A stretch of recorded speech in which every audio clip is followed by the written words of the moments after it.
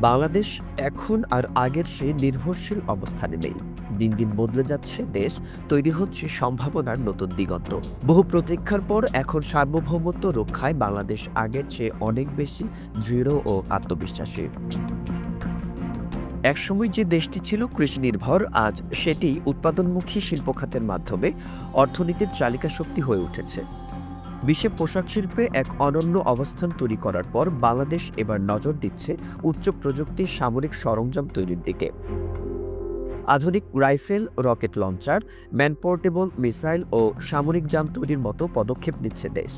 শুনতে অবাক লাগলেও এটাই বাস্তবতা, নতুন বাংলাদেশের আত্মপ্রকাশ। অনেকের মনে প্রশ্ন জাগতে পারে, বাংলাদেশ কি তাহলে সামরিক শক্তির পথে হাঁটছে, নাকি এটি শুধুই সম্ভাবনার এক খসড়া?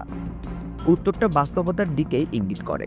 অতীতে বাংলাদেশ নিজ উদ্যোগে কিছু প্রতিরক্ষা সরঞ্জাম তৈরি করলেও বর্তমানে লক্ষ্য আরও বিস্তৃত ও কৌশলগত।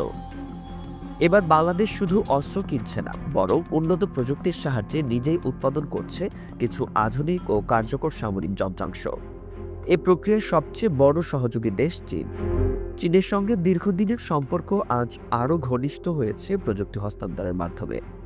এটি শুধু রাজনৈতিক বোঝাপড়ার ফল নয়, বরং প্রতিরক্ষা সক্ষমতায় আত্মনির্ভরতা অর্জনের একটি বড় পদক্ষেপ।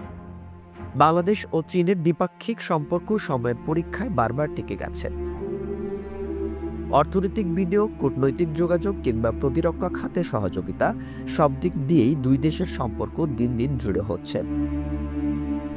সম্প্রতি একাধিক প্রতিবেদন থেকে জানা গেছে, চীন বাংলাদেশকে হস্তান্তর করেছে আধুনিক অস্ত্র ও প্রযুক্তির নকশা, যার মধ্যে রয়েছে রকেট লঞ্চার, ম্যান পোর্টেবল বিমান বিধ্বংসী মিসাইল এবং হালকা সামরিক যানবাহন তৈরির সক্ষমতা।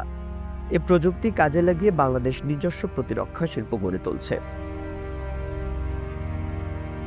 এসব প্রযুক্তির হস্তান্তর হয়েছে সরাসরি বাংলাদেশ মেশিন টুলস ফ্যাক্টরি এবং অর্ডন্যান্স ফ্যাক্টরির সঙ্গে চুক্তির মাধ্যমে। লক্ষ্য হলো একটি শক্তিশালী ঘরোয়া প্রতিরক্ষা শিল্পের ভিত্তি স্থাপন।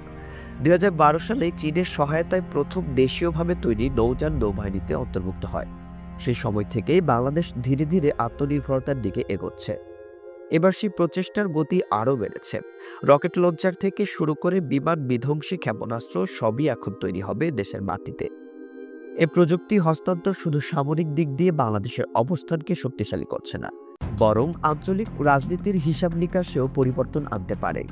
বাংলাদেশ এখন একটি কৌশলগত অবস্থানে, যেখানে চীনের সঙ্গে প্রতিরক্ষা ক্ষেত্রে এই ঘনিষ্ঠতা ভবিষ্যতের ভূ রাজনীতিতে নতুন মাত্রা যোগ করতে পারে।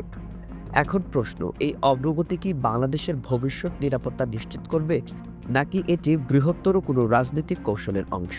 আপনার মতামত আমাদের জন্য খুব গুরুত্বপূর্ণ।